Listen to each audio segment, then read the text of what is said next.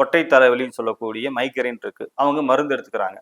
அப்ப மருந்து எடுக்கிறாங்க அப்படின்னா அதோட சேர்த்து அது வந்து உடல் அளவுல அவங்க தயார்படுத்துறோம். மனதளவுல எப்படி தயார்படுத்த முடியும் அப்படின்னா இசைக்கு இங்க பெரிய பங்கு உண்டு. இது நம்ம ஊர்ல தான் இதை சொல்லிட்டு இருக்கிறோம். வெளிநாட்டுல மியூசிக் தெரபின்னே கொண்டு போயிட்டு இருக்கிறாங்க. ரெண்டாவது இது ஒண்ணு நம்ம ஒண்ணு புதுசா கண்டுபிடிக்கலையே. இசையை வச்சு வராத மழையை வர வச்சதாகவும் திறக்காத கதவை திறந்ததாகவும் கீர்த்தனைகள் தியாகராஜ கீர்த்தனைகள் எல்லாம் பாடி பாகவதரை எல்லாம் கீர்த்தனை பாடி திறந்ததாகவும் நம்ம படிக்கிறோம். அது உண்மையோ பொய்யோ நமக்கு தெரியாது. ஆனா சம்பவங்கள் நடந்ததாக நம்ம படிக்கிறோம். எது எப்படி இருந்தாலுங்க இசைக்கு மயங்காதவங்க யாருமே இல்லை இல்லைங்களா?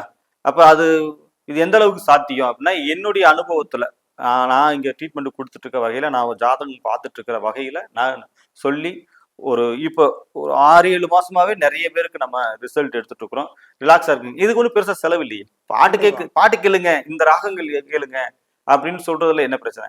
அதுல என்னன்னா யாருக்கு என்ன பிரச்சனையோ அதுக்குண்டான கிரகங்களுக்கான ராகங்களை நம்ம சொல்றோம்.